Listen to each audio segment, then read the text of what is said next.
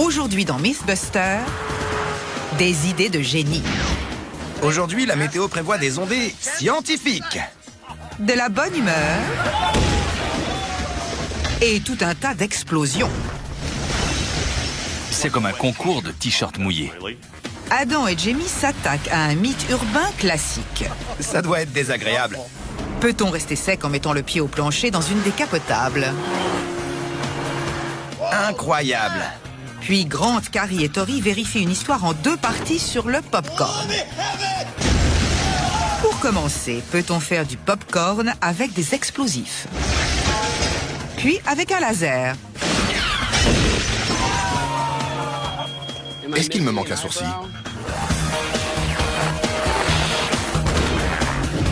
Qui sont les Mythbusters? Adam Savage Est-ce qu'il me manque un sourcil? et Jamie Heineman. En général, on touche pas à la moustache. À eux deux, ils ont plus de 30 ans d'expérience dans le domaine des effets spéciaux. À leur côté, Carrie Byron, Quel pied! Grant Imahara Brûle! et Tori Belleci. Allumez le feu! Ils ne se contentent pas de recenser les mythes, ils les mettent à l'épreuve.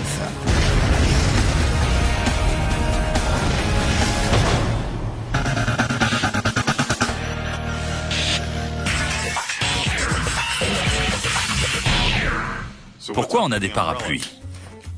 Ils vont servir à illustrer une image. Voilà le tableau.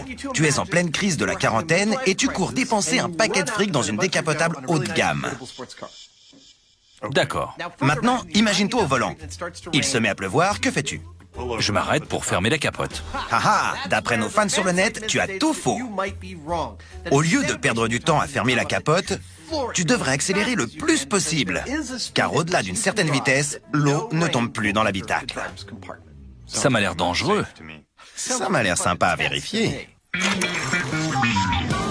Aérodynamique, conduite dangereuse sur route humide et un mythe urbain classique.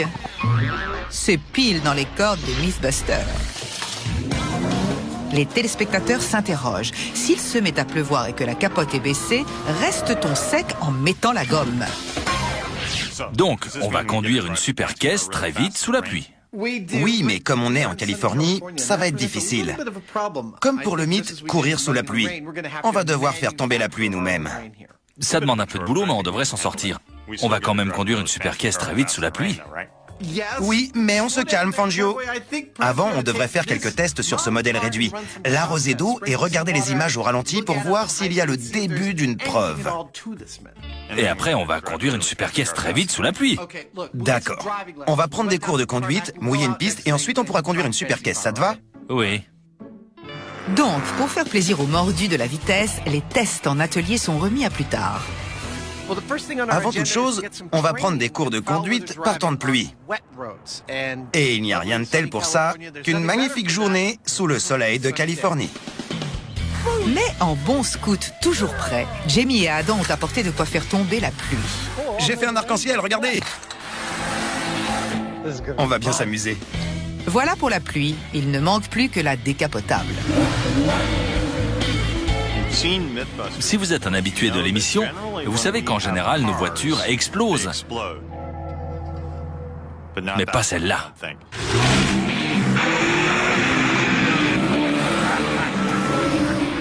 La classe. Je sais ce que je veux pour Noël. Et voici l'homme qui va les former à la conduite sur route mouillée. Brian Fraser. Toutes les personnes amenées à conduire des véhicules d'urgence, les policiers, les pompiers, les ambulanciers, doivent suivre une formation spéciale dispensée par Brian. Attention au sous-virage. Si tu tournes plus ton volant, tu prendras un virage plus serré. D'accord. Si c'était ma voiture, je ne laisserais pas Adam la conduire. C'est un peu dur, mais vu les antécédents de Adam et le fait qu'il a abusé du café, c'est assez juste.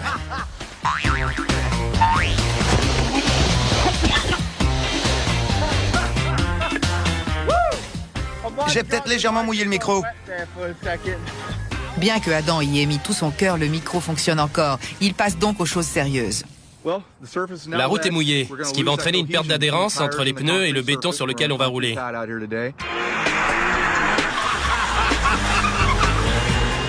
Il y a aussi des risques d'aquaplaning s'il y a des flaques d'eau. Dans ce cas-là, il faut relâcher l'accélérateur sans freiner, car ça ne ferait qu'aggraver le phénomène. Et en plus, il faut éviter de donner des coups de volant. Pour garder le contrôle du véhicule, il faut essayer de maintenir sa trajectoire et lever le pied de l'accélérateur.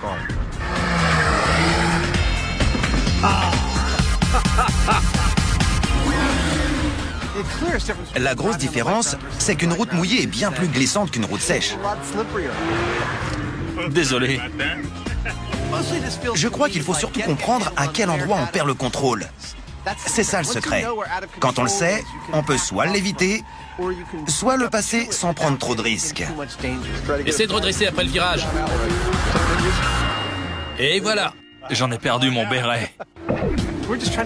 On essaie juste de s'habituer à ce genre de scénario. Comme ça, si ça nous arrive le jour du test, on saura maîtriser la situation. C'est essentiel.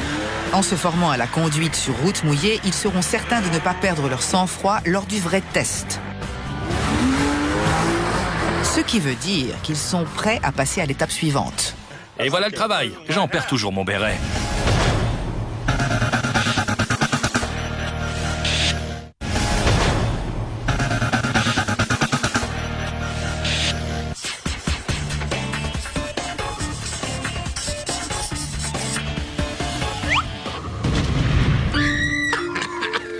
J'adore ce film.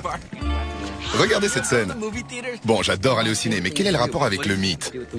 Nos fans aiment le popcorn autant que moi, et ils nous ont envoyé des tonnes de mythes sur le sujet. Du genre?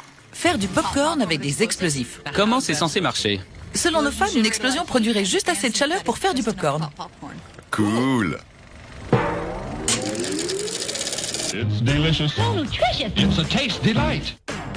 Le maïs a éclaté et sa capacité d'expansion impressionnante est l'ingrédient idéal pour des catastrophes de proportions mythiques. Les fans veulent également savoir si on peut faire du popcorn avec des méthodes plus explosives. Bon, comment va-t-on tester ce mythe? Il circule sous plusieurs formes. D'une torpille qui percute un bateau transportant du maïs à éclater, à un accident industriel dans une usine de popcorn. Alors, qu'est-ce qu'on fait? On devrait choisir nos explosions préférées et les utiliser pour ce mythe. Ça va être marrant. Oh, c'est là qu'elle meurt. Malgré différentes origines plutôt folkloriques pour ce mythe, le postulat de départ reste identique. La chaleur et la pression produites par une explosion font éclater les grains de maïs en un instant. Pour tester cette théorie de base, l'équipe ressort 2 grands classiques du passé et les reproduit sur le site des explosions. En premier, On a un mythe sur James Bond, celui de la bouteille de propane qui explose. Si ça marche pas, je comprends plus rien. On va fixer du C4 sur la bouteille de propane, placer des grains de maïs sur le dessus et voir si on obtient une pluie de popcorn. On sait que c'est la chaleur qui fait éclater les grains de maïs pour qu'ils deviennent du popcorn. On peut en faire sur une simple cuisinière. À mon avis, la boule de feu devrait être assez importante pour produire la chaleur nécessaire pour faire du popcorn.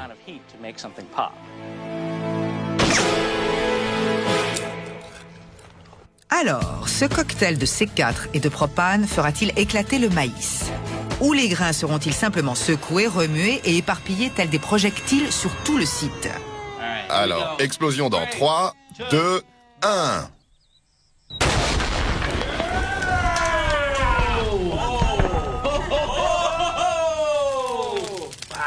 C'était bien chaud. Vous croyez que ça a marché?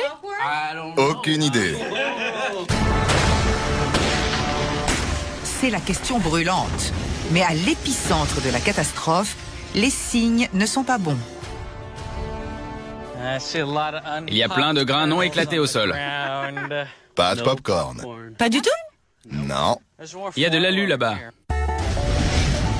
Apparemment, la force de l'explosion et l'expansion rapide de la boule de feu ont projeté les grains de tous les côtés sans les cuire ni les faire éclater. Mon empire de popcorn au propane! Non! Donc le propane n'a pas fait éclater les grains. On s'attendait à obtenir cette grosse boule de feu, mais apparemment, elle n'a pas suffi à fabriquer du popcorn. La chaleur ne devait pas être assez intense ni assez soutenue pour que les grains éclatent. Ça les a simplement éparpillés. Prochaine étape, Du popcorn? au colorant à café. Oui.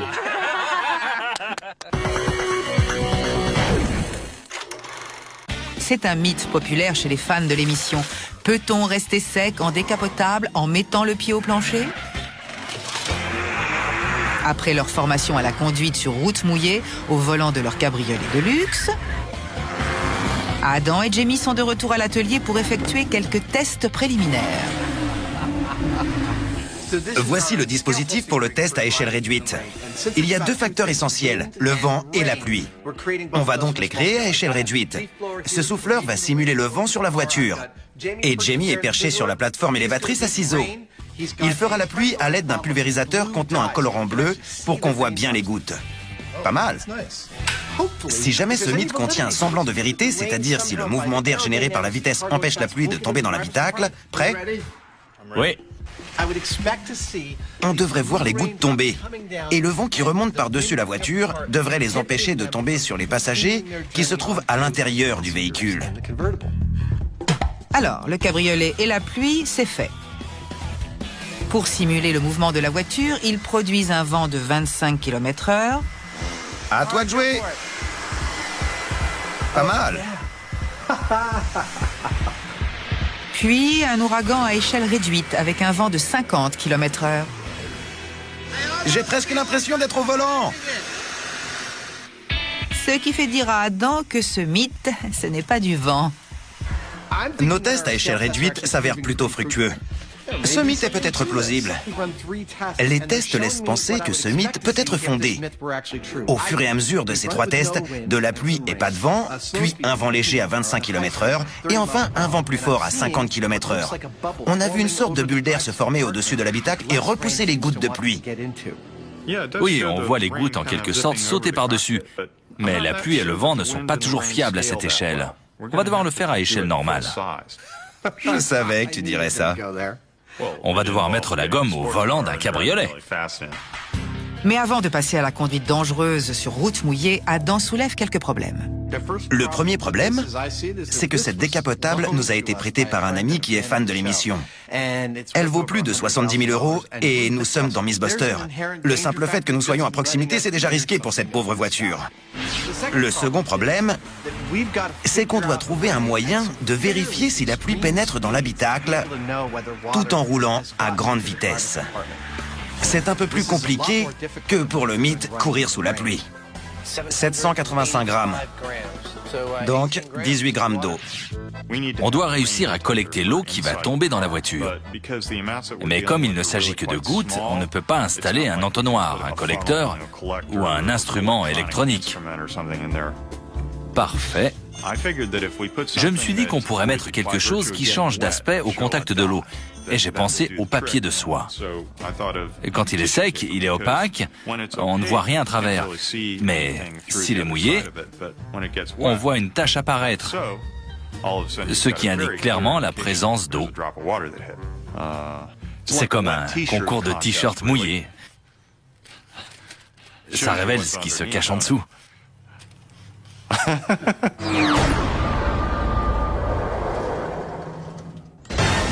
Pour l'instant, faire du popcorn avec des explosifs n'est pas une grande réussite. En fait, ça n'a pas marché du tout. L'importante expansion de gaz, typique d'une explosion, a simplement éparpillé les grains, sans les cuire. Mais notre trio intrépide n'a pas encore mis le feu à sa dernière source d'explosion.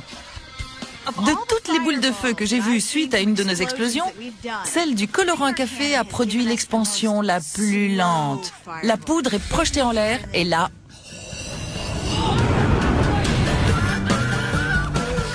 On va donc mélanger les grains et la poudre dans le canon. Et une catastrophe annoncée, une! Et du popcorn avec de la chance. La poudre va peut-être coller aux grains de maïs et ainsi les maintenir suffisamment au chaud pour faire du popcorn. Les fans de grosses explosions auront remarqué que ça n'en sera pas une à proprement parler. Mais dans les divers scénarios du mythe, une boule de feu aurait très bien pu être à l'origine de l'incident qui a été rapporté. C'est prêt. On va pouvoir allumer la fusée éclairante. Alors je vous retrouve derrière l'écran de protection. Faisons un peu de popcorn. Je suis très optimiste. Il y a des chances que ça fonctionne. Vous devriez vous éloigner. Pas de problème.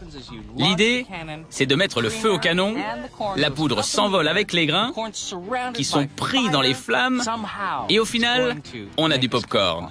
C'est bon. D'accord. 3, 2, 1...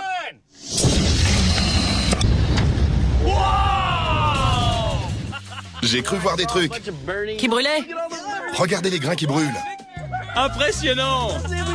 Allons voir si on a du popcorn. Le colorant à café s'avère à nouveau hautement inflammable. Résultat, une superbe boule de feu et ce qui ressemble à une pluie de nourriture en feu. Ça a marché. Du popcorn flambé. C'est brûlé, mais regardez! Non, c'est seulement la poudre qui a cramé. C'est pas du popcorn? Non, les grains n'ont pas éclaté. Mais je les ai vus retomber. Malheureusement, c'était simplement de la poudre. Mais pendant une minute, j'y ai vraiment cru. Le sort s'acharne! Mais qu'ai-je fait? On se retrouve avec plein de poudre et plein de grains de maïs non éclatés. La chaleur n'était peut-être pas assez intense, ou elle n'a pas duré assez longtemps, je sais pas. Tout ce que je sais, c'est qu'on ne s'y connaît pas assez en popcorn. Il nous faut un expert. Le mythe est à 2 doigts d'être déclaré bidon. À l'atelier, Carrie retrouve un professeur S-Popcorn. On a essayé de faire du popcorn avec des explosifs. La chaleur produite n'est peut-être pas suffisante. À votre avis, pourquoi ça ne marche pas? La température idéale est de 230 degrés Celsius. L'eau contenue dans le grain se transforme alors en vapeur et devient de plus en plus volumineuse, comme dans une cocotte minute, jusqu'à ce que la pression fasse éclater le grain. Ce qu'on mange, c'est l'amidon qui était condensé dans le grain. C'est ça le secret. Un grain de maïs à éclater est comme une cocotte minute composée de 3 couches. L'enveloppe extérieure dure, le milieu contenant de l'amidon et le germe au centre. Soumise à une chaleur soutenue, l'eau au centre se transforme en vapeur. La chaleur et la pression rendent l'amidon gélatineux jusqu'à ce que l'enveloppe éclate. Le reste de vapeur s'échappe et l'amidon refroidit en prenant la forme blanche que l'on aime tant grignoter. Si je comprends bien, ça a échoué parce qu'on n'avait aucun des critères requis. Il faut une température de 230 degrés pendant au moins 1 minute pour que l'amidon grossisse. Il n'y a donc aucune chance de faire du popcorn grâce à la chaleur éclair d'une explosion. C'est mon point de vue. En résumé, les explosions, conflagrations et autres combustions de ce genre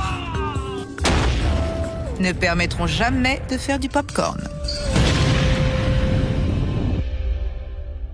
Bon, c'était très marrant, mais on n'a pas vraiment atteint notre objectif. Non, mais j'aimerais vraiment tester un autre mythe envoyé par nos fans. C'est pour ça qu'on est au cinéma. C'est quoi? Vous vous souvenez du film Profession Génie? Oui, un modèle pour moi. Tu te souviens de la dernière scène? Un laser fait éclater une quantité astronomique de grains de maïs dans une maison. Les fenêtres et les portes explosent sous la pression du popcorn. C'est le mythe qu'on va tester? Exactement, regardez. Une véritable inspiration pour Grant, un hommage au geek et une source pour ce mythe. Un laser de 5 MW peut-il faire éclater une énorme boule de grains de maïs? Et le popcorn en expansion peut-il vraiment détruire une maison? On doit déjà découvrir si on peut faire du popcorn avec un laser. Et déterminer la force générée par le popcorn en expansion. Faisons les choses dans les règles avant de livrer une pauvre maison à la puissance du popcorn. On va vérifier qu'un laser pour application militaire peut faire éclater du maïs pendant que tu calcules la force d'expansion. Ça marche. Allons-y. Attends, c'est le générique. Il y a des gens qui ont bossé là-dessus. Pas nous.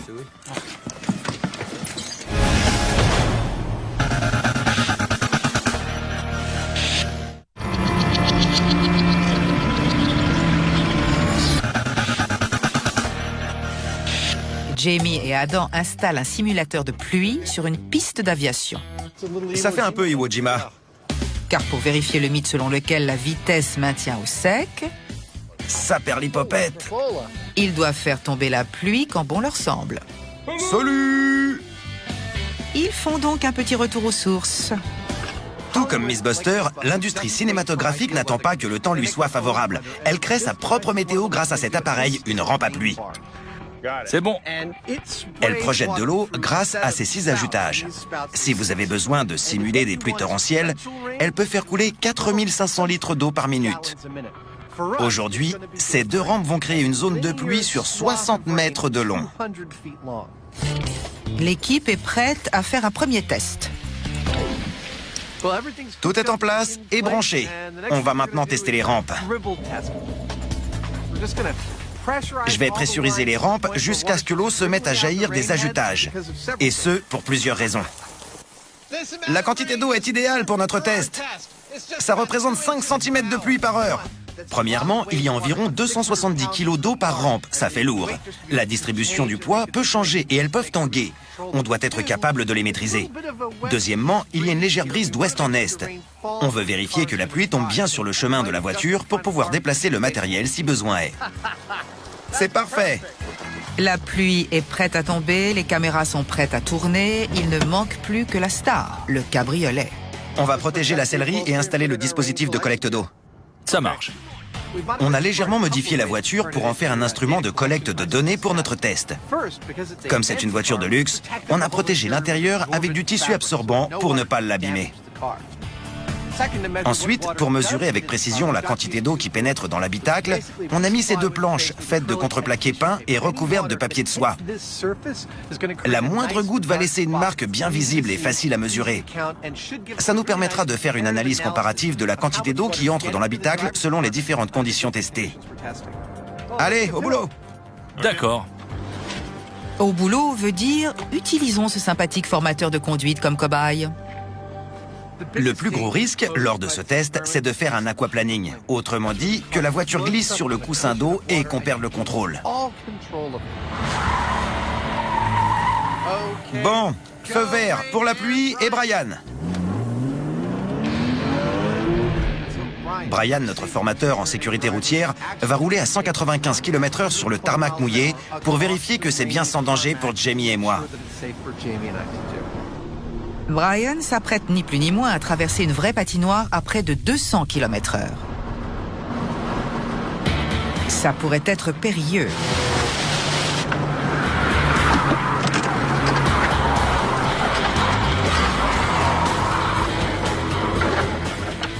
D'accord.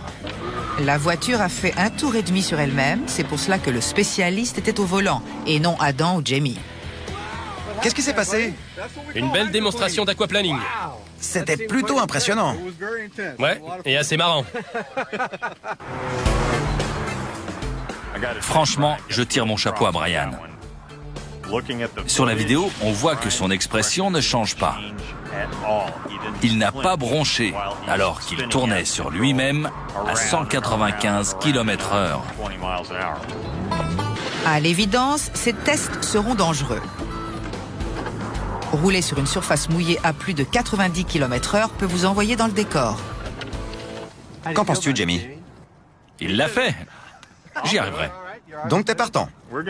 Mais on le fera à différentes vitesses. Ouais, à 90 km/h, la vitesse maximum autorisée sur autoroute. Puis on passera à 130 et on finira à 195. On n'ira pas plus vite que ça. D'accord.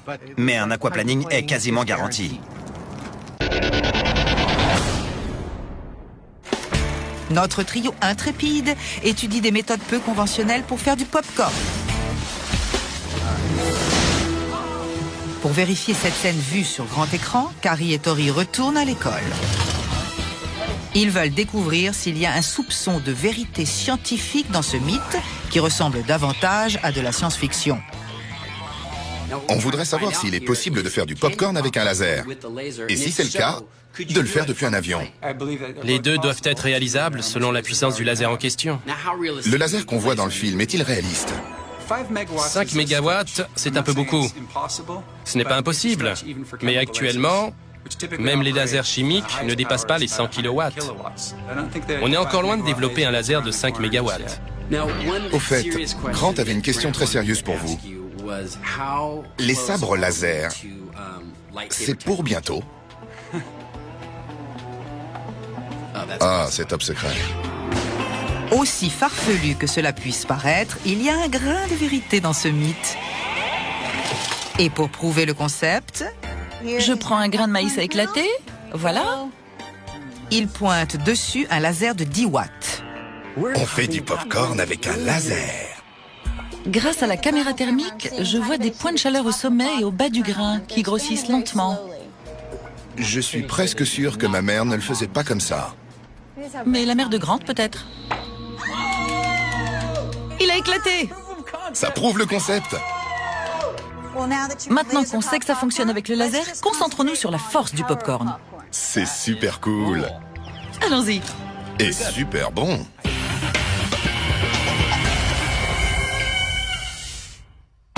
Dans la deuxième partie de Popcorn en folie, On fait du popcorn avec un laser. Grant, Carrie et Tori ont découvert qu'on pouvait faire du popcorn avec un laser, comme dans le mythe. Ça prouve le concept. Il ne nous manque plus qu'un laser de 5 MW pour vérifier si du popcorn en expansion peut casser des portes et des fenêtres. En fait, non. Il n'existe pas de laser allant au-delà de 100 kW et ils sont utilisés par les militaires. Donc on ne trouvera jamais un laser assez puissant pour faire éclater une maison avec du popcorn. On peut peut-être remplacer le laser par une autre source de chaleur. La chaleur par induction. Il faut juste remplacer l'aluminium par un récipient en acier. Ça me paraît logique. Adieu le laser de science-fiction d'une puissance de 5 MW. Bonjour la poêle gigantesque en acier chauffé par induction électromagnétique. On essaye de savoir si le popcorn en expansion a assez de force pour faire exploser les portes et les fenêtres d'une maison. On a confirmé qu'un laser pouvait faire du popcorn, mais on ne trouvera jamais un laser assez puissant pour faire éclater une maison pleine de popcorn. Donc, je vais fabriquer une poêle. Mais pas une poêle normale. Une gigantesque poêle en acier chauffée par induction. Ça va être de la folie. C'est une sacrée poêle, mais pas assez grande pour contenir une maison. En fait, il va y avoir un second changement par rapport au film. L'équipe va faire un premier test à échelle réduite avec une simple fenêtre. Dans le film, les fenêtres sont le point faible. Donc j'en construis une en rajoutant des murs qui servent de couvercle à notre poêle. Si le mythe est vrai, les grains devraient éclater et grâce à la force surnaturelle du popcorn, devraient casser la fenêtre et se répandre à l'extérieur. On va mettre de l'huile de coco dans le fond de la poêle pour bien répartir la chaleur. Ça sent le popcorn. Puis, on va mettre des grains de maïs sur 2 cm d'épaisseur. Selon les calculs de Grant, les grains éclatés devraient occuper un espace de 50 cm d'épaisseur. Comme la fenêtre n'est qu'à 15 cm au-dessus des grains crus, on devrait vite savoir si le popcorn a les moyens de se faire la malle. Avec ce test, on cherche à savoir si la force du popcorn en expansion est suffisante pour casser la fenêtre. Et c'est parti! J'ai déterminé que le popcorn produisait 0,015 bar de pression.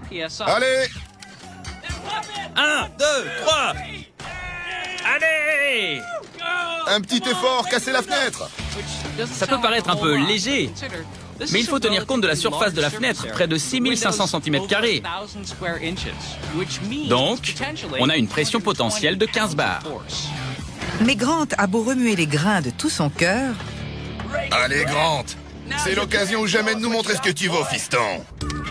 le popcorn ne réussit pas à casser la fenêtre, et ce pour une bonne raison.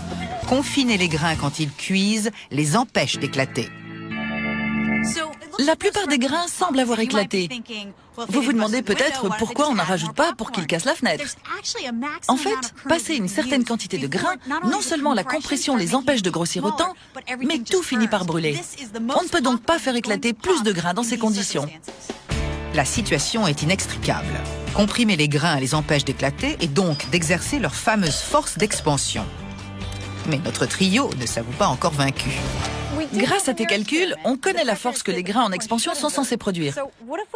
On pourrait éliminer la cuisson de l'équation et exercer cette force sur du popcorn tout prêt. Comme ça, on découvrirait si le popcorn est assez puissant pour s'échapper d'une maison. Ou s'il finirait en miettes sous la pression. On s'y remet ? Oui. Ouais. Adam et Jamie cherchent à découvrir si pour rester sec en décapotable, il faut mettre la gomme au lieu de fermer la capote. On commence par le test témoin. Le mythe dit que si on roule avec la capote baissée et qu'il se met à pleuvoir, il est inutile de perdre du temps à la refermer. Il faut plutôt mettre le pied au plancher, donc c'est ce qu'on va faire. Mais il faut bien qu'on ait de quoi comparer. D'où le test témoin qui consiste à conduire sous la pluie, s'arrêter, fermer la capote et voir la quantité d'eau collectée. Bon, Jamie, voilà la scène. Tu es au volant de ton cabriolet et là, il se met à pleuvoir. Donc, tu t'arrêtes pour remonter la capote, tu vois? Pour que ce soit plus réaliste, il va vraiment pleuvoir. Pigé? Super. Bonne chance, champion! En communication directe avec les dieux de la météo, Pression en attente. ou du moins avec John, l'opérateur du simulateur, Adam fait tomber la pluie. Aujourd'hui, la météo prévoit des ondées scientifiques. Allez-y, ouvrez les vannes. Jamie, à toi de jouer. Souvenez-vous, ce test servira à comparer les autres résultats. Arrête-toi et remonte la capote. Ça doit être désagréable. Si vous êtes assez fou pour rouler capote baissée sous la pluie, nous voulons savoir à quel point vous serez trempé durant le temps nécessaire pour remonter la capote. Tu peux repartir. La réponse est claire. Jamie est tout mouillé. Alors, t'as l'air trempé. Je le suis. Regarde nos planches. On ne peut même pas compter les gouttes. Elles sont entièrement mouillées. Je ne sais pas si conduire très vite pour rester sec va se révéler efficace. Mais à l'évidence, s'arrêter pour remonter la capote n'est vraiment pas un bon calcul. Arrête-toi et remonte la capote. Maintenant qu'on a un test témoin, il est temps de passer aux choses sérieuses. Si ce mythe est un tant soit peu véridique, il devrait y avoir moins d'eau sur nos planches. Parfait. Mais les dieux de la météo, les vrais, aussi connus sous le nom de phénomènes météorologiques, ont décidé de mettre des bâtons dans les roues de Adam et Jamie. Grant, Carrie et Tori se demandent si du popcorn en expansion peut casser une maison. Oh, je m'attendais à des impacts plus violents. Oui. La cuisson à grande échelle n'a pas fonctionné. Ils préfèrent donc se concentrer sur le potentiel d'expansion du popcorn. On sait qu'en éclatant, les grains produisent une certaine force. 0,015 bar. On va retenter l'expérience en utilisant une autre approche. On va fabriquer une maison, la remplir de popcorn préparé à l'avance et exercer la force du popcorn en expansion pour voir si c'est suffisant pour casser la maison. C'est chaud! Est-ce qu'il me manque un sourcil? Donc, ce test à grande échelle va démontrer si la force d'expansion du popcorn est vraiment dévastatrice. Ils vont remplir une maison de popcorn sur lequel ils vont exercer une pression de 0,015 bar. Le popcorn va-t-il finir en miettes? Ou la maison va-t-elle éclater comme le suggère ce mythe?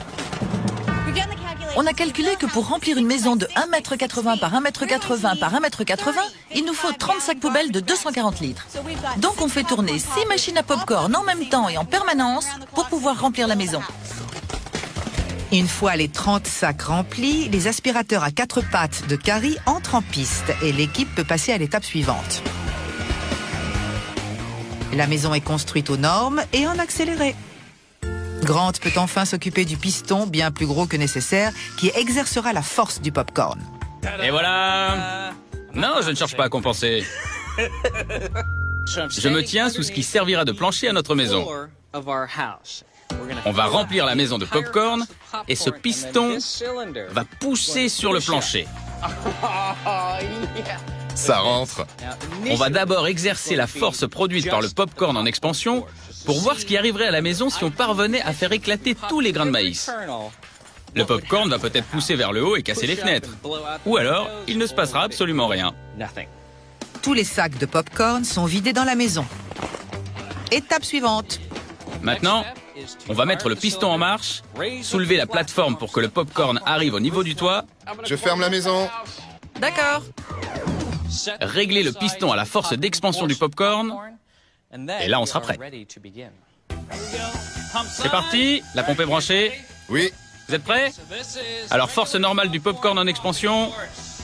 3, 2, 1... Ça bouge. Ouais, lentement. Tu entends des craquements? Oui. Quelque chose va éclater. Le popcorn ou la maison? En fait, ni l'un ni l'autre. La force du popcorn en expansion, qui selon les calculs de Grant s'élève à 0,015 bar, soit la force exercée par le piston, n'est pas assez puissante pour provoquer le moindre dégât. C'est monté de 2,5 cm puis ça s'est arrêté. La force du popcorn n'est pas assez importante. Bon, Pour résumer, la force d'expansion du popcorn n'arrive même pas à faire une bosse sur la porte ou à fissurer la fenêtre. Conclusion? cette partie du mythe semble vraiment bidon. Ouais, bidon. Bidon. Mais vous savez, on a une maison remplie de popcorn. Et si on augmentait la pression pour voir ce que ça donne? Je veux savoir qui va craquer en premier, la maison ou le popcorn? Vas-y. Explosons cette maison. Allez, le piston de Grant est poussé au maximum. 3, 2, 1... Ce test est clairement une excuse pour détruire quelque chose. Mais la question est de savoir si c'est le popcorn qui va finir en miettes ou la maison qui va éclater en morceaux. Au final, le popcorn s'en sort vainqueur. Ça a soulevé le toit. Impressionnant. La puissance du popcorn! Enfin, c'est plutôt le piston géant de Grant. C'était pas vraiment la force du popcorn. Il y avait combien de kiloforce? 15 000.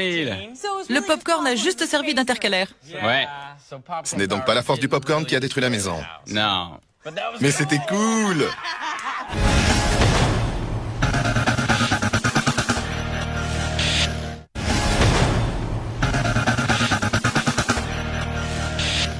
Aujourd'hui, la météo prévoit des ondées scientifiques.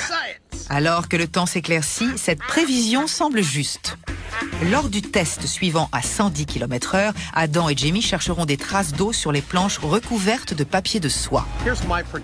Je prédis qu'en regardant les images au ralenti, on verra que le vent fait dévier la pluie, en créant une bulle d'air au-dessus de Jamie. Les faiseurs de pluie, à vous de jouer. Il devrait y avoir beaucoup moins d'eau sur les planches. Jamie, tu vas pouvoir y aller.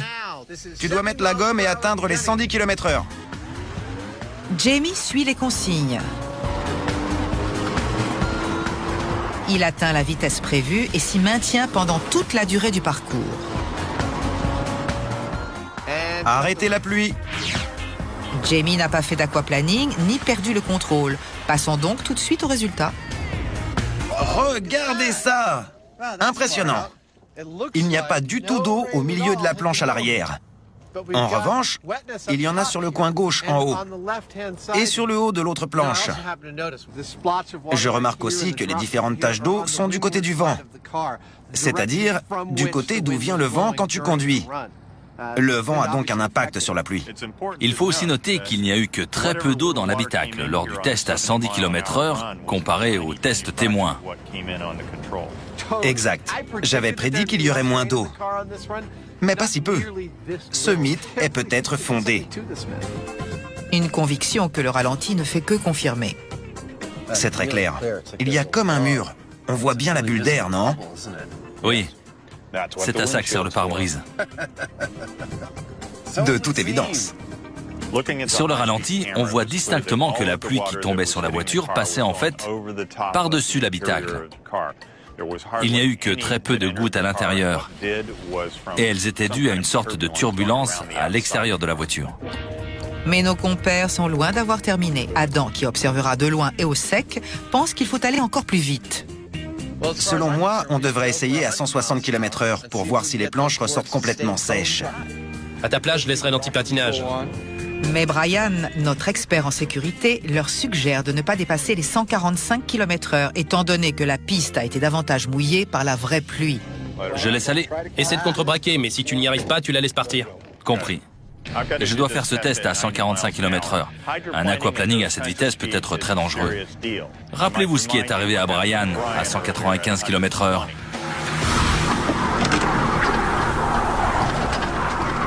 « 145 km/h, c'est déjà très rapide. Je croise les doigts pour que je ne fasse pas la toupie comme Brian. » 145 km/h? Ça marche. Alors c'est parti. Ouvrez les vannes à fond. Je suis prêt à me lancer. Super. Jamie, tu peux y aller maintenant. Faites tomber la pluie.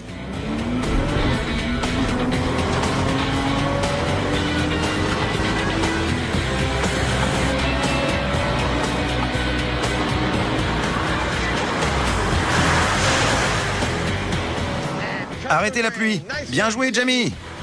Il n'a pas fait d'aquaplaning. Génial. Baissons la capote pour voir le résultat. Hé, vieux! T'as vu ça? Ça, c'est du résultat. Pas mal. Pas mal du tout. Elles sont complètement sèches. On cherchait à savoir si conduire plus vite sous la pluie permettait de rester sec. Et c'est le cas. Ce n'est pas très efficace à 40 km/h, mais plus on accélère et plus l'eau est détournée. C'est assez logique, puisque si la pluie tombe comme ça et qu'on roule dans ce sens, alors le pare-brise va faire dévier la pluie et la faire passer au-dessus de l'habitacle et on reste sec. Donc c'est logique d'accélérer. Plus on va vite, mieux c'est. Oui, on risque de finir dans un arbre, mais bon. Mais on sera sec. Oui. Monsieur le juge, mesdames et messieurs les jurés, lors de mon plaidoyer, j'aimerais attirer votre attention sur la preuve numéro 24. Un extrait du mythe « Haillons relevés ou baissés », vérifié par Miss Buster. Lors du test de l'eau et des flocons d'avoine, on voit une bulle se former à l'arrière qui permet à l'air de passer par-dessus le plateau du pick-up. La forme que les ingénieurs ont donnée à ce cabriolet, qui reste aérodynamique, même quand la capote est baissée, produit la même bulle d'air au-dessus de l'habitacle. Et je soutiens que c'est ce qui permet de rester sec en roulant vite. C'est un vrai dilemme, car je n'ai pas vraiment envie de confirmer ce mythe. Oui, conduire très vite sous la pluie peut s'avérer très dangereux. Que dis-tu de plausible mais pas recommandé? Ça me va.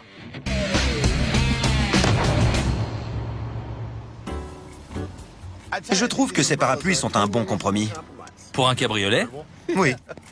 Un cabriolet très sportif? Je crois pas. Ils sont déjà sur le point de s'envoler. Ouais.